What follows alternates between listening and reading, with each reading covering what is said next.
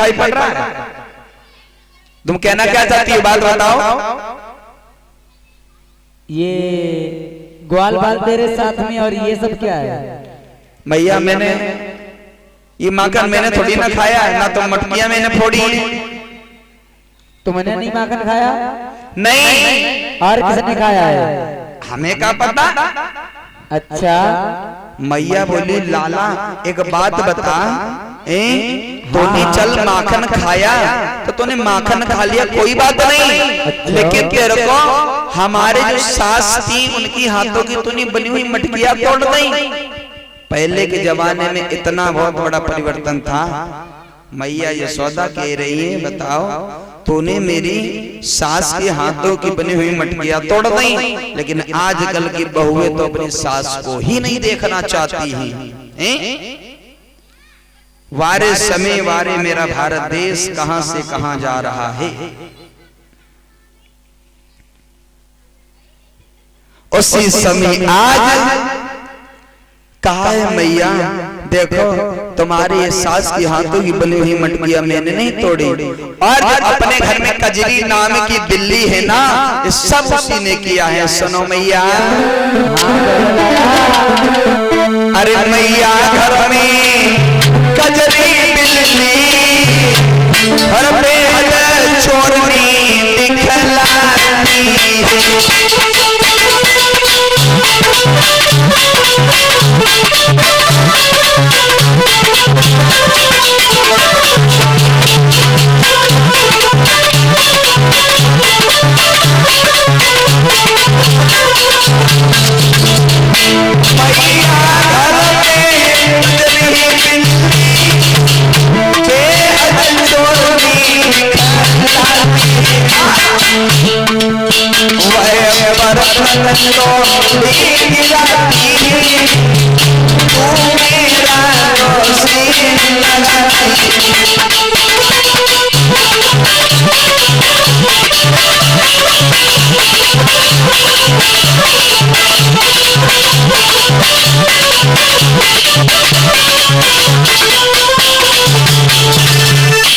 उसी समय आज अब तो भैया का मैया घर में कजरी बिल्ली बेहद चोरनी दिखलाती है।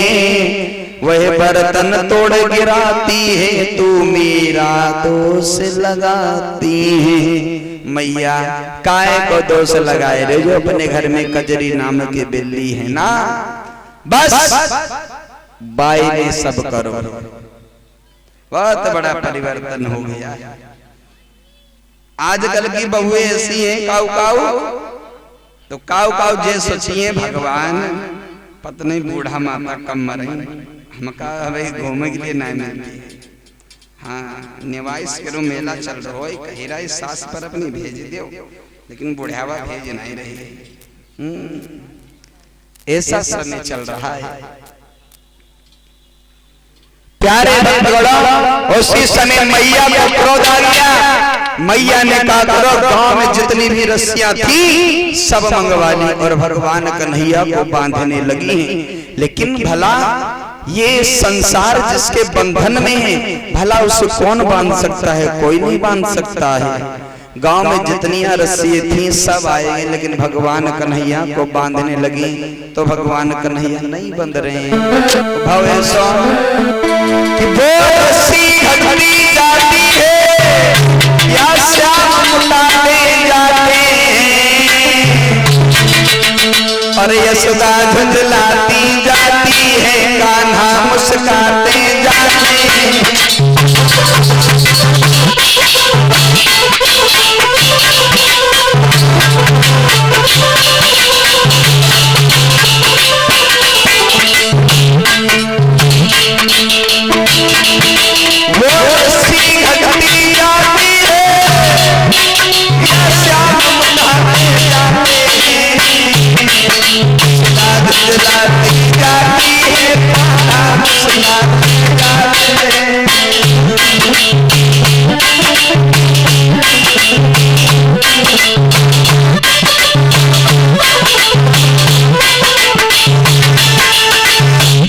वो रस्सी घटती जाती है, या श्याम मुटाते जाती है, यशोदा धुंधलाती जाती है, कान्हा मुस्काते जाते हैं। जब परेशान हो तो हो देखो तो भगवान कन्हैया ने विचार करो, क्यों नहीं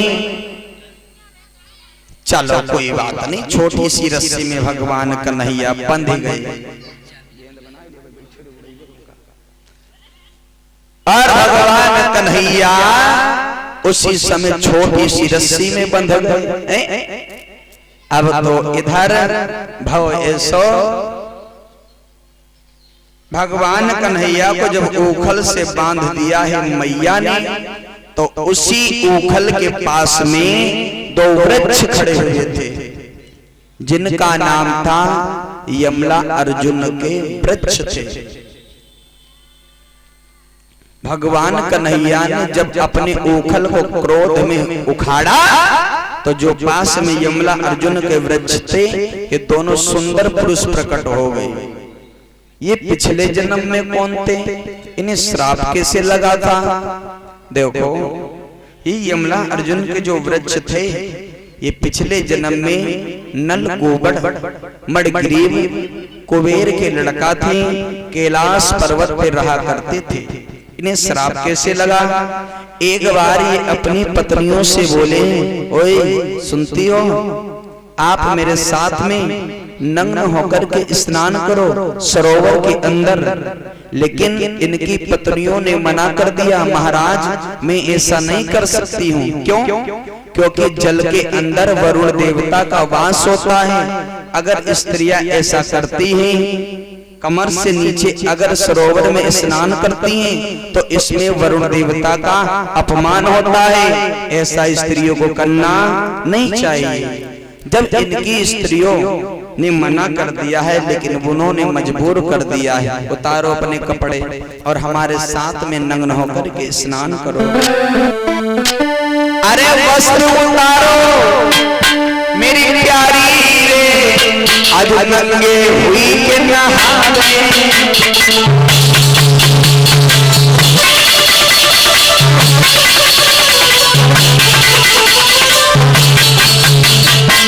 कपड़े उतारो अपने, अरे वस्त्र उतारो मेरी प्यारी रे, आज नंगे हुई के नहावे। हम हैं दुनिया के राजा रे, अब कोई तो बतावे।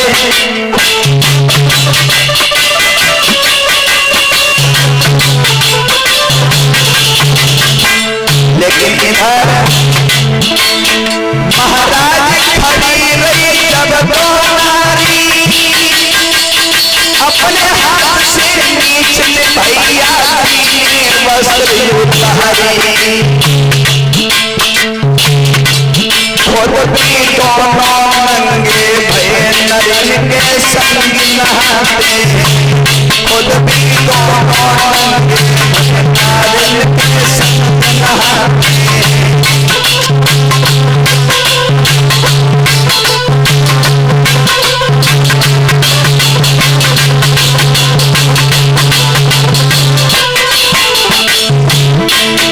अरे संग नहाते हैं संग नहाते हैं संग नहाते, खुद भी दोनों नंगे भये नर के संग नहाते।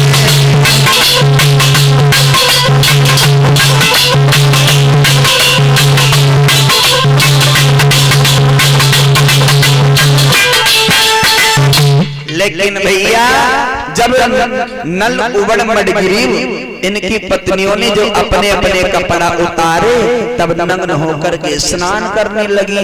लेकिन उधर से जब बाबा नारद जी का आना हुआ तो इन्होंने कहा करो अपने अपने कपड़े उठाए और पहन ले।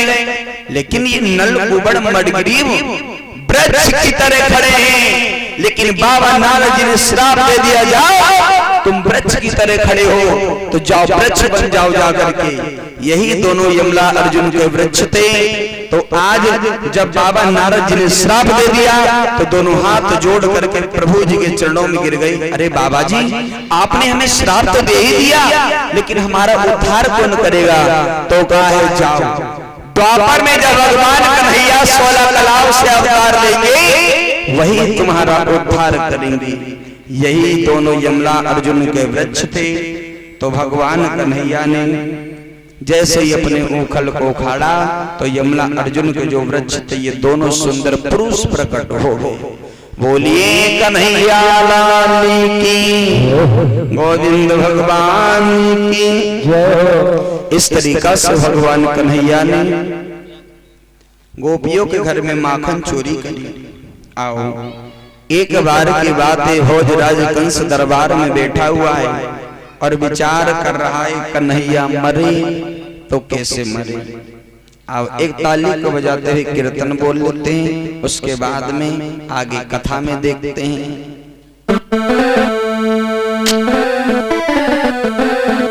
और सब लोग ताली को बजाते भगवान का कीर्तन बोलेंगे। गोपियां आपस में बात करती भगवान कन्हैया के लिए और कहती